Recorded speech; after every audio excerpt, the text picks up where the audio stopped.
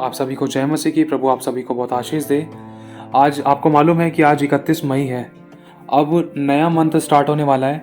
तो आज परमेश्वर की आत्मा की अगुवाई में अपने पुराने समय को याद करके, इस पूरे मंथ को याद करके और अपनी एक एक सांस को याद करके, हर एक आशीष और बरकतों को याद करके और उन दुखों को भी याद करके जिसके द्वारा आप परमेश्वर में आए हो, उन दुखों को, उन लोगों को याद करके जिनके द्वारा चाहे आप कितने भी सताए गए थे और जिनके द्वारा आप परमेश्वर के साथ मजबूती से जुड़े हो और उस सच्चे परमेश्वर को जान पाए हो और उसके आश्चर्य कर्मों को अपने जीवन में देख पाए हो, उस परमेश्वर का धन्यवाद करो।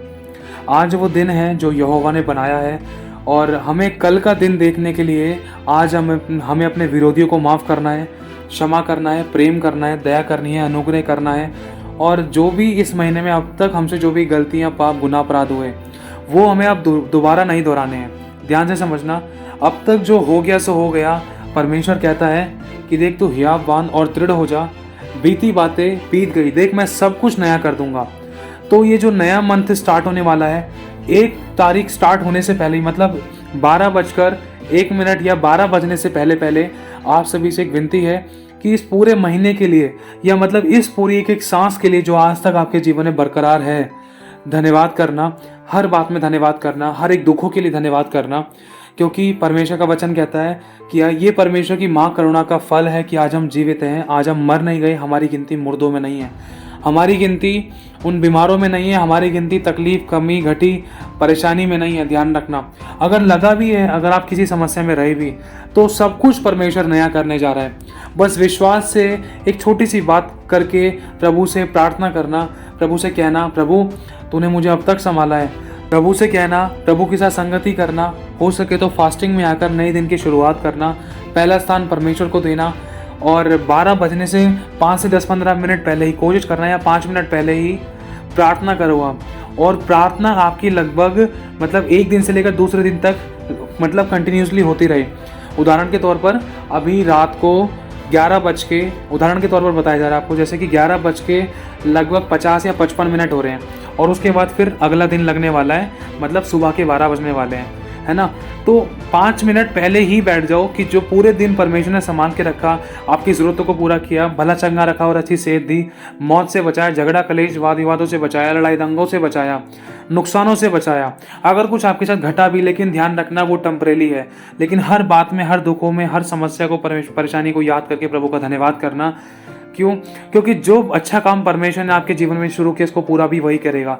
इसलिए वो कहता है कि देख जो बीती बातें बीत गई हैं, अब उन सबों को छोड़ दे, पुरानी बातों को याद मत कर, देख मैं सब कुछ नया कर देता हूँ। जैसे ही 12 बजते हैं या 12:01 लगता है रात को, मतलब मॉर्निंग में AM होता है जब, कि जैसे ही आप लोग प्रार्थना करते हो प्रभु के साथ में बैठकर, मतलब आप 31 मई की आधी रात को, और जैसे ही 12:01 होता है या 12 बजकर निकलते हैं, जैसे ही जून लगता है, तो ध्यान रखना आपको वचन से शुरुआत करनी है। प्रार्थना को पूरी करने के बाद हर बात में धन्यवाद करके अपने शरीर के सभी अंगों का लेकर धन्यवाद करो, अपने बॉडी के ऑर्गन्स का नाम ले लेकर धन्यवाद करो, यहाँ तक कि सर के बाल से लेकर पैर के तलवों तक हर एक अंगों के लिए प्रभु का धन्यवाद करो। अपने परिवार के लिए, अपने माता पिता के लिए, अपने फैमिली मेम्बर्स के लिए, अपने धन के लिए और अपने शरीर, प्राण और आत्मा के लिए, अपने कपड़ों के लिए, हर बात के लिए परमेश्वर का धन्यवाद करो। और चाहे आपको 5 से 10 मिनट धन्यवाद करने में लग जाए तो कोई बात नहीं, परमेश्वर प्रसन्न होगा। वो सोचेगा कि मेरे बेटे को अभी मैंने इस महीने की आशीष दी नहीं है, वरन ये पहले से ही मेरा धन्यवाद करने लग गया। वो धन्यवाद से प्रसन्न होता है, अपनी बात के माने जाने से प्रसन्न होता है। उसका हर बात में आप धन्यवाद करो, फिर वचन से शुरुआत करो। आपको किस तरीके से ये नए महीने के अंदर नए दिनों की शुरुआत करनी है, ध्यान से समझना, ताकि आपके जीवन में परमेश्वर के आश्चर्य कर्म हो, ताकि परमेश्वर का आत्मा आपके जीवन में विजिट करे और प्रभु आपके पास आए और आपको दर्शन दे, आपको स्वप्न दे, आपको अपनी आत्मा से भरे, आपके रुके हुए कामों को सफल करे, आपकी घटी को भरपूरी बदले, आपको आशीष दे के आशीष का कारण बनाए, आपका उद्धार करे और आपको दूसरों के लिए उद्धार का कारण बनाए, चैनल बनाए। तो उसके लिए आपको कुछ अपनी लाइफ में कुछ रूल्स और रेगुलेशंस, कुछ अच्छे शेड्यूल बनाने होंगे, कुछ ऐसे रूल्स बनाने होंगे जिससे कि आप परमेश्वर के और नज़दीक आ जाओ। तो एक नई शुरुआत परमेश्वर के साथ करने के लिए ये तरीका बहुत अच्छा है, ये मौका बहुत अच्छा है। आज ही से इस बात की शुरुआत करना, क्योंकि कल किसने देखा है जब पल का नहीं पता। इसलिए प्रेजेंट में रहकर हमें हर पुरानी बातों का, पास्ट का, हर बात को, हर दुखों को याद करके प्रभु का धन्यवाद करके, प्रार्थना करके, अपने परिवारों के लिए धन्यवाद करके, प्रार्थना करके, फिर वचन से शुरुआत करो। अगर आप सुबह उठते हो, सुबह उठने से पहले ही मैं बताना चाहता हूँ आपको, जब आप रात को सोते हो, सोने से पहले वचन ज़रूर पढ़ो अपने। अगर आपके पास बाइबल नहीं है तो प्लीज़ आपसे रिक्वेस्ट है, बाइबल खरीदो अपने लिए। क्योंकि जब हम मीट मच्छी मांस खा लेते हैं, अच्छी अच्छी चीज़ें खरीद लेते हैं, महंगी महंगी चीज़ें खरीद लेते हैं, तो हमसे क्या 200 रुपये की बाइबल नहीं खरीदी जाती है? हम फ़ोन में लेकर घूमते हैं। हमें अपना हथियार हमारे साथ रखना है। अगर आपके पास नहीं है तो खरीद लो, और जब तक आपके पास अभी नहीं है और आप खरीदना चाहते हो लेकिन मिल नहीं रही है, तो आप फ़ोन में डाउनलोड करके पढ़ सकते हो। लेकिन रोज़ाना आप अपने एक शेड्यूल बांधो कि रोज़ाना आपको एक चैप्टर नीति वचन का पढ़ना है, दिन के हिसाब से, डेट के हिसाब से। जैसे अगर आज 2 तारीख है तो 2 तारीख का पढ़ना है, अगर आज 10 तारीख है तो 10 तारीख का 10वां चैप्टर पढ़ना है। रोज़ाना एक नियम बांधो कि रोज़ाना आपको एक एक चैप्टर पढ़ना है, जिससे कि आपको बुद्धि मिले, ज्ञान मिले और समझ मिले, परमेश्वर की आत्मा की अगुवाई आपके जीवन में हो, ताकि आप सही डिसीजन ले पाओ, सही तरीके से बात कर पाओ, सही चुनाव कर पाओ, जिससे कि आपके जीवन में कोई नुकसान ना हो, कोई दुख विपत्ति समस्या आपके जीवन में जगह ना बनाए। ध्यान रखना, ये चीज़ें मैंने अपने जीवन में अनुभव करके देखी, इसलिए मैं आपको बताना चाहता हूँ कि आप भी कुछ ऐसी भली बातों को, जिससे कि आपकी आत्मिक उन्नति हो, आप इन चीज़ों को अपने लाइफ में अपनाओ। क्योंकि हम बुरी बातों को बहुत जल्दी अपना लेते थे, और हम परमेश्वर के वचन को, परमेश्वर के काम के लिए, प्रार्थना के लिए, आराधना के लिए हम कितना आलस दिखाते थे।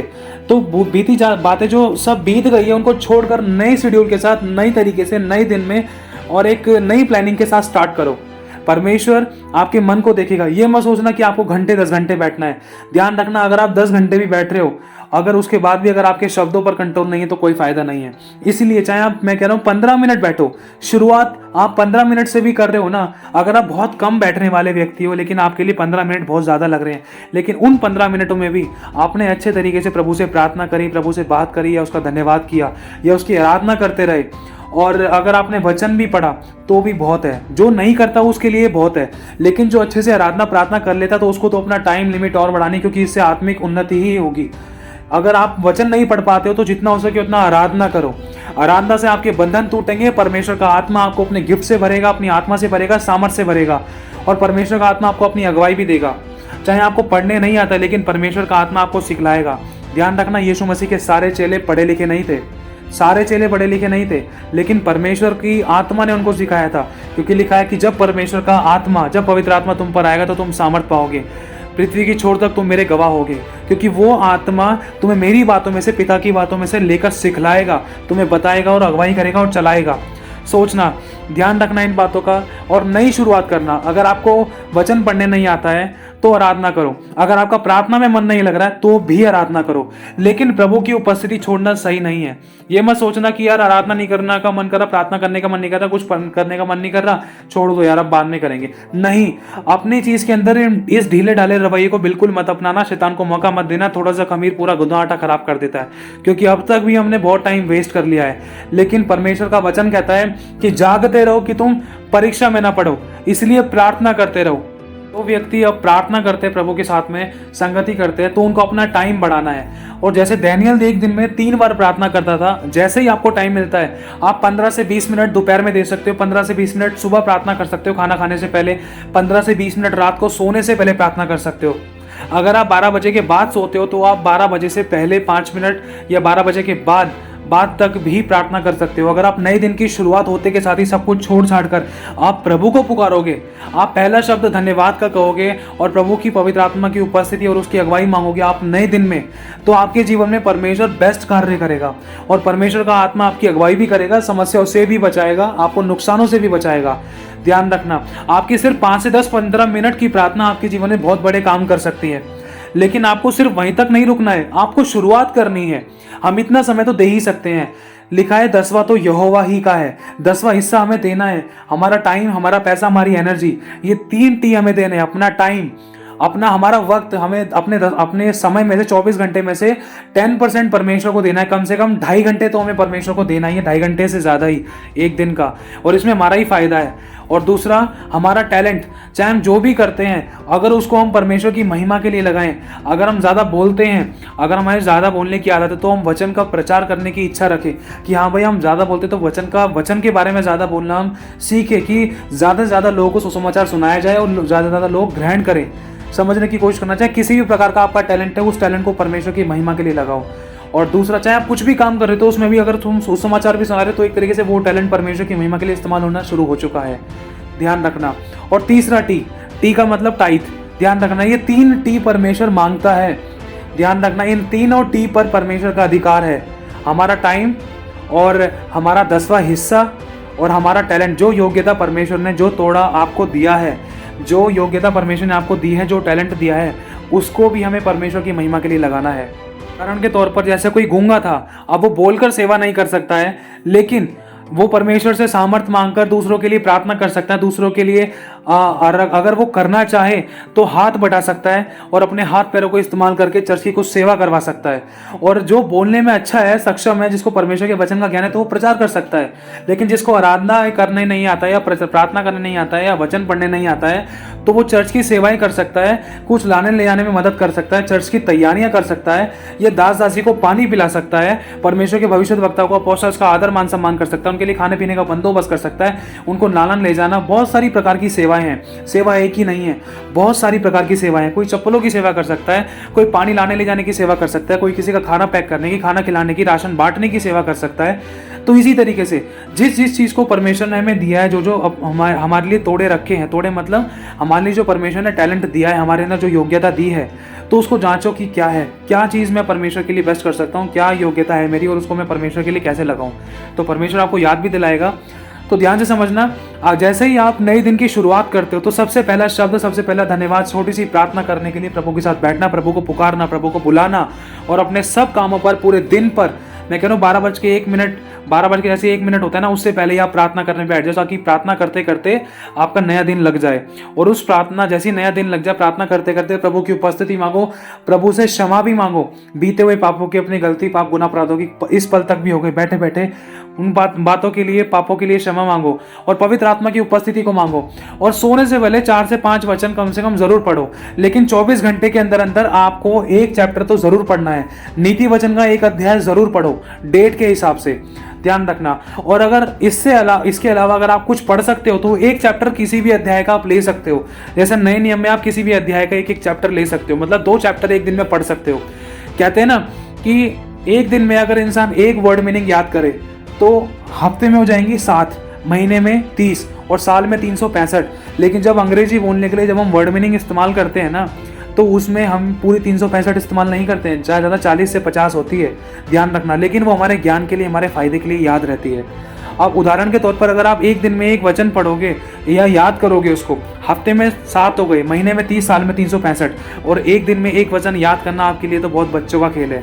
आपको उसको पढ़ना, उसको दोहराते रहना है। अधिकार हो, चाहे सामर्थ का हो, चाहे आशीषों का वचन हो, उसको इस्तेमाल करो, उसको बोलते रहो।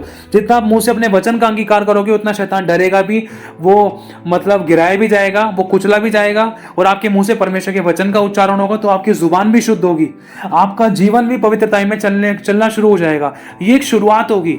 इसमें परमेश्वर का आत्मा आपको अगुवाई देगा कि आपको कब वचन पढ़ना है, कब प्रार्थना करनी है, कब आराधना करनी है। अगर आप किसी गलत संगति में चले भी गए, तो परमेश्वर का आत्मा आपको कचोड़ देगा, मतलब अंदर से बहुत गिल्टी कॉन्शियस फील दिलाएगा कि भाई नहीं, यहाँ से चल, तू गलत जगह पे खड़ा है बेटा, तू गलत जगह खड़ी है, तू गलत बातें कर रही है बेटा, यहाँ से चल, सही नहीं है, तेरी पवित्रता ही खराब हो सकती है, तुझ पे दोष लगाया जा सकता है, तू दुष्टों की राह में पाँव मत रख, ना ही ऐसे ग्रुप में जुड़े, और ना ही ऐसे लोगों में बैठ, ना ही ऐसे लोगों के साथ बातचीत कर।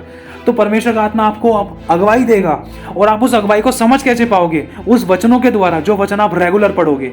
जब तक आप रेगुलर वचन नहीं पढ़ोगे, तो वचन के द्वारा परमेश्वर बात कैसे करेगा? अगर वचन के द्वारा वो बात करेगा भी, तो आप समझोगे कैसे कि हाँ भाई, ये तो वचन में लिखा है। इसीलिए आपको वचन का ज्ञान होना जरूरी है, क्योंकि यीशु मसीह के पास शैतान आया था और उसने वचन का ही इस्तेमाल किया था यीशु को हराने के लिए, लेकिन यीशु भी वचनों से भरा हुआ था। जैसे शैतान ने कहा था, लिखा है व्यवस्था में कि तो अपने आप को यहाँ से गिरा दे, तेरे को हाथ उठा लेंगे, तेरे पाँव में पत्थर से ठेस नहीं लगेगी।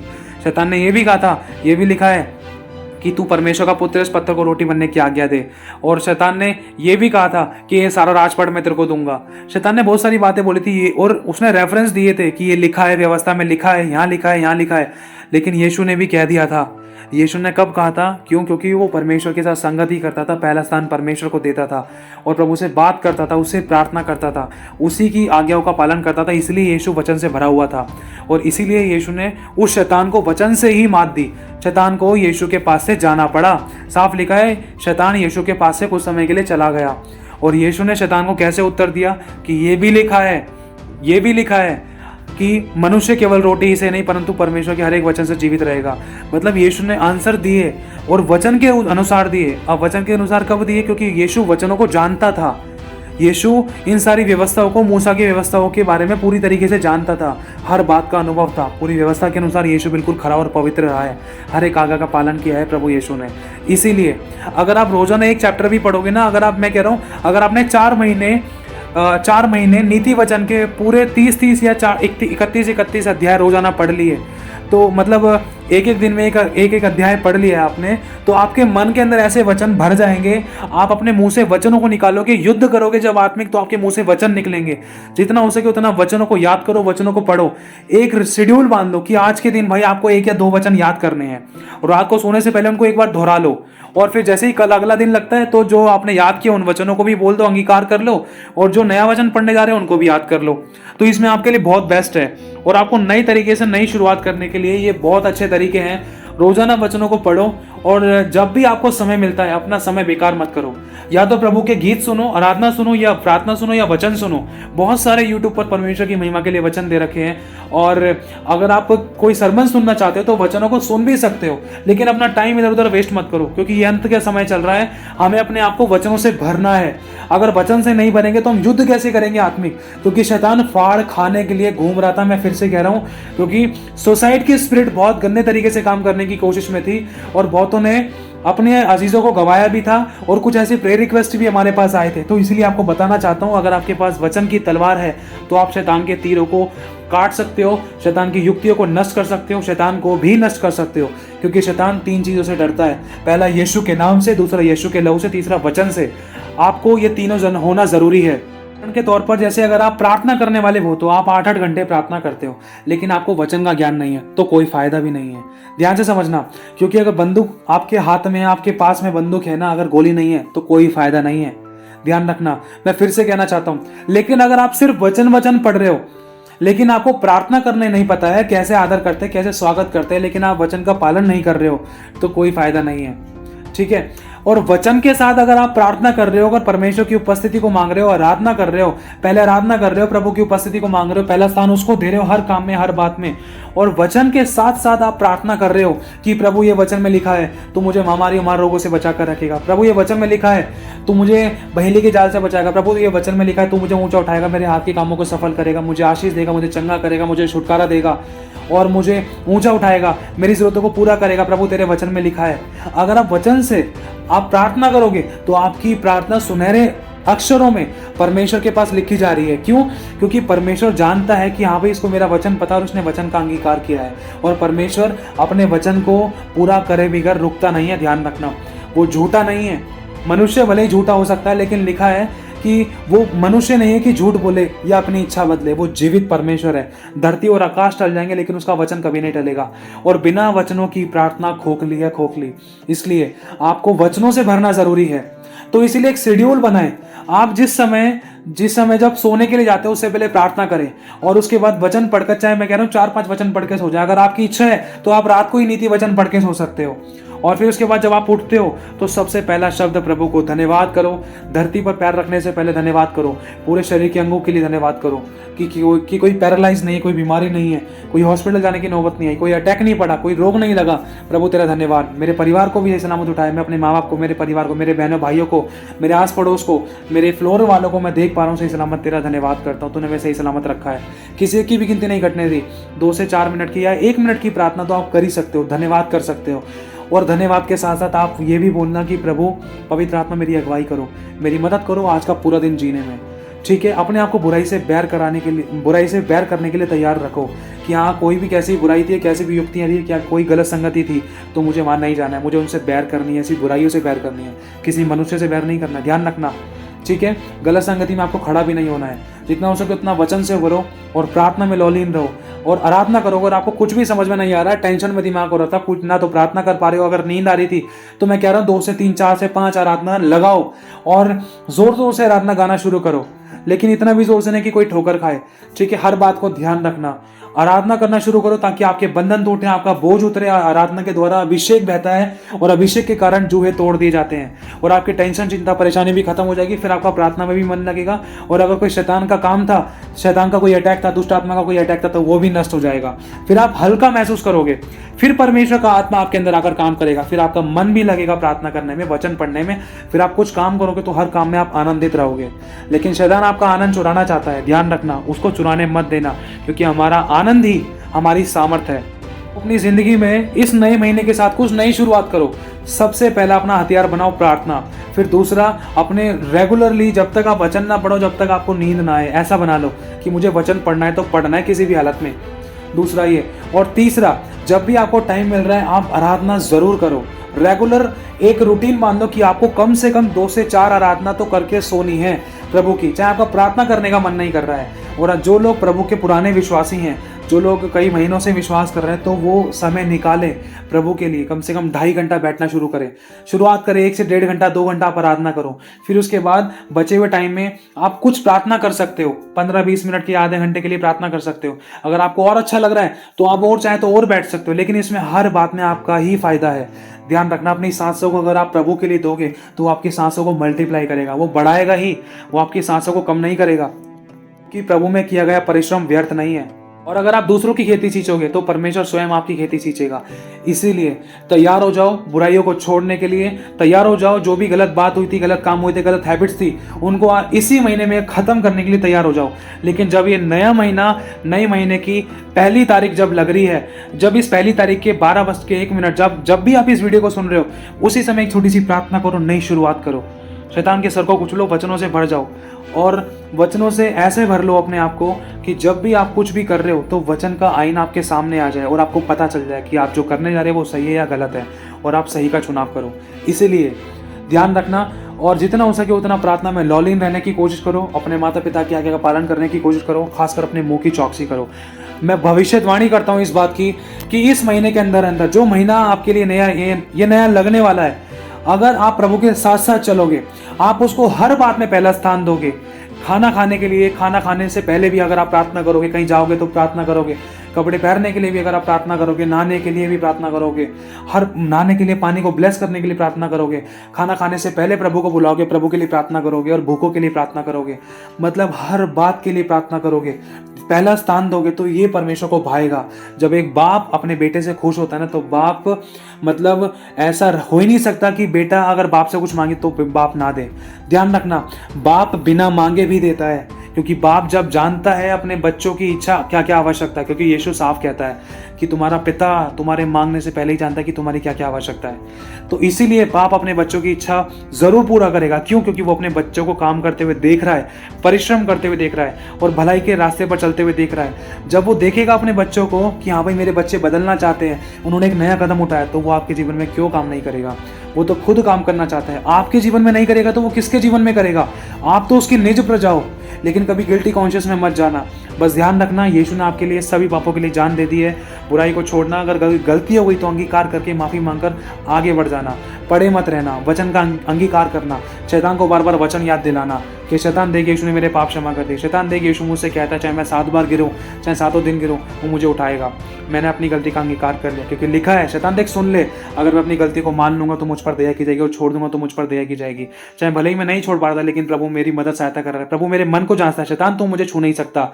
मैं पापी था, लेकिन प्रभु ने मेरे लिए लहू का दाम दे दिया है और मैं पवित्र हो चुका हूँ। शैतान तू मेरे सामने से चला जा, क्योंकि शैतान सबसे पहले मन पर अटैक करता है।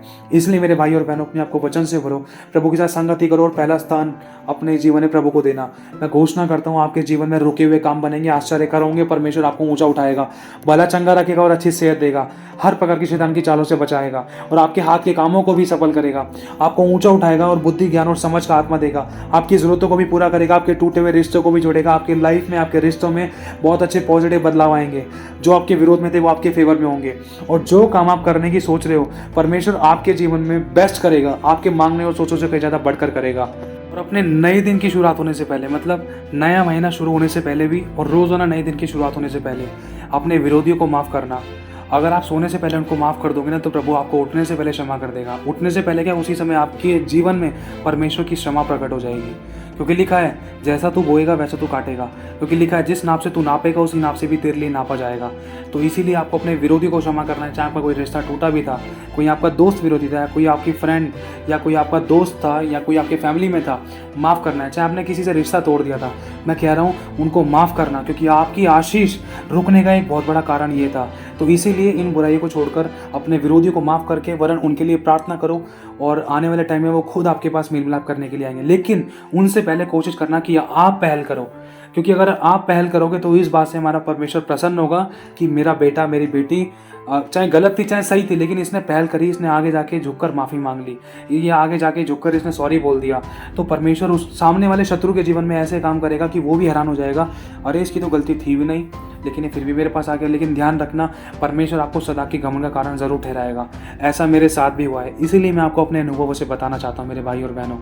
और रोज़ाना एक इच्छा रखना, सबसे पहले अपने विरोधी को माफ़ करना, शत्रुओं से प्रेम करना, सताने वालों के लिए प्रार्थना करना। अपने जीवन में कोई विरोधी मत होने देना। अगर कोई था भी तो मेल मिलाप करने की कोशिश करना, या ऐसे लोगों के लिए प्रार्थना करना, और अपनी तरफ से सबको माफ़ करके चलना। अच्छा रिश्ता अपनी तरफ से कायम करना। इस नए महीने में अपने आप को मजबूत करो इन चीज़ों के अंदर। पवित्रता की ये कुछ स्टेप हैं जिससे परमेश्वर प्रसन्न होगा, और खुदावंद आपके अपने कमरों में, आपके सपनों में, आपके दर्शनों में, आपके कामों में, आपके फाइनेंस में, आपके शरीर, प्राण और आत्मा में विजिट करेगा। वो आएगा, और जब वो आएगा ना, तो सब कुछ बदल कर रख देगा। इस बात का ध्यान रखना। वो कोई पत्थर मूर्ति नहीं है, वो सब कुछ बदल कर रख देगा, क्योंकि ये भी मैंने अपनी ज़िंदगी में अनुभव किया है। और एक और बात कहना चाहता हूँ, अपनी लाइफ में कुछ ऐसे रूल्स बना लेना रोज़ाना कि प्रभु मेरी इच्छा है। कमिटमेंट कभी मत करना, ध्यान रखना, सुनना, फिर से मैं कह रहा हूँ कि कमिटमेंट कभी मत करना किसी बात को लेकर कि प्रभु मैं ऐसा कर दूंगा, मैं पक्का कह रहा हूँ कर दूंगा, मैं कमिटमेंट करता हूँ, ऐसा कभी मत कहना। ऐसे शब्दों का इस्तेमाल कभी मत करना, ठीक है। सिर्फ ये बोलना कि प्रभु मैं इच्छा रखता हूँ, ये मेरी इच्छा है कि आज के दिन मेरे मुँह से कुछ गलत ना निकले, आज के दिन मैं किसी का दिल ना दुखाऊं, आज के दिन मैं झूठ ना बोलूं। ये मेरी इच्छा है प्रभु, मेरी मदद करना, मुझसे ये गलतियां ना होने पाए। प्रभु मैं जानता हूँ अगर मुझसे गलती होगी फिर मैं आशीष कैसे पाऊंगा। प्रभु मुझे इन गलतियों, पापों से, गुनाहों से, शब्दों से, बुराइयों से, ऐसे गलत व्यवहार से, गलत चाल चरित्र से मुझे बचा कर रखना। प्रभु आज मेरी इच्छा है कि मैं ये काम ना करूँ। जो भी आपकी गलत हैबिट्स है ना, तो उसके लिए बोलना प्रभु आज मैं ये काम ना करूँ, मेरी मदद करना पवित्र आत्मा जी। प्रभु यीशु मेरी मदद करना। बस इच्छा रखना परमेश्वर के आगे, पूरी वो करेगा और वो बेस्ट करेगा हमेशा, और वो इस बात से वो प्रसन्न भी होगा। शायद उसकी आंखों में खुशी के कारण आंसू आ जाए कि मेरा बेटा, मेरी बेटी चाहे 10 बार गिर गए थे, ये अपने आप को बदलना चाहते हैं, और सच में परमेश्वर आपको ज़रूर बदलेगा। लेकिन ध्यान रखना, ये जो बातें आप बोल रहे हो ये दो जने सुनते हैं, एक शैतान एक परमेश्वर। शैतान चाहे कितना भी जोर लगाने की कोशिश कर रहा है या कर रहा था, तो आपको उसको कुचलना है, वचन का इस्तेमाल करना, प्रार्थना करना, आगे बढ़ जाना। चाहे मैं कह रहा हूँ गलती दोबारा से हो भी गई थी, क्षमा करके माफ़ी मांग कर आगे बढ़ जाना, लेकिन अपने आप को पूरा पवित्र करने के लिए पूरा अपनी जान लगा देना कि मुझे शैतान के काम नहीं करने हैं, और ना ही शैतान की सी चाल चलनी है, और ना ही अपने आप को बुराई में लेके जाना है। हमें शैतान का काम आसान नहीं करना है, इस बात का ध्यान रखना। अगर हम कोई गलत कदम उठा रहे थे तो इसका मतलब हम शैतान का काम आसान कर रहे थे और हमारे परमेश्वर को दुख दे रहे थे हम इनडायरेक्टली। तो ऐसा काम बिल्कुल नहीं करना है, ना ही कोई गलत कदम उठाना। तो ध्यान रखना, प्रभु आप सभी को आशीष दे। एक बात और लास्ट कहना चाहता हूँ, वचन में लिखा है कि तुम्हारे मन के नया हो जाने से तुम्हारा चाल चलन भी बदलता जाए। संसार का सदृश मत बनना, जैसा संसार है वैसा नहीं, वरन आपको मसीह लोगों को संसार में ऐसे ज्योति की नहीं बनना है, ताकि लोग जो अंधकार में थे वो आपकी ज्योति को देखकर आपके पास खींचे चले आएँ। अगर आप कितनी अच्छी तरीके से बात करते हो, आपसे बात करके मुझे अच्छा लगता है। मैं भविष्यवाणी करता हूँ आपके अंदर कुछ पॉजिटिवनेस, परमेश्वर की आत्मा, परमेश्वर की अगुवाई, परमेश्वर की सामर्थ्य एंटर कर रही है। आप इस समय जो बैठे और खड़े और लेटे हो ना, परमेश्वर का आत्मा आपको छू रहा है, आपके सर के पास छू रहा है, वो आपके पास में खड़ा है। उसकी उपस्थिति, गहरा अभिषेक उसका आपके घर में आ चुका है। प्रभु छू रहा है। आंखें बंद करके रखो, देखो वो चाहता है बेटा तू नई शुरुआत कर, वो चाहता है मेरी बेटी तू नई शुरुआत कर, तेरे आंसू को मैं पोंछ डालूंगा। अब रोने पीटने और आंसू बहाने से रुक जा, क्योंकि तेरे परिश्रम का फल तुझे मिलने वाला है। वो कह रहा है नई शुरुआत कर, देख मैं सब कुछ नया कर दूंगा। हियाब बांध और दृढ़ हो जा, मैं तुझे लेकर चला फिरा करूंगा। तेरे आंसुओं के बदले मैं तुझे दुगना भाग आदर का दूंगा। तू मेरे साथ चल, मेरी आज्ञाओं का पालन कर और मेरे वचनों के अनुसार चल, और मेरे साथ संगति कर, और मुझे मांग और मेरा अंगीकार कर। तो प्रभु आप सभी को आशीष से ध्यान रखना। प्रभु आपको बचाना चाहता है, वो आपको बदलना चाहता है, अपने आप को और अपनी महिमा को आपके अंदर प्रकट करना चाहता है। वो आपके कमरे में, आपके पास, आपके दर्शनों, स्वप्नों में, आपके जीवन में ज़रूर आना चाहता है। वो खटखटाता है, इसीलिए आपको शुरुआत करनी है। ध्यान रखना। प्रभु आप सभी को आशीष दे। आप सभी को जय मसीह की।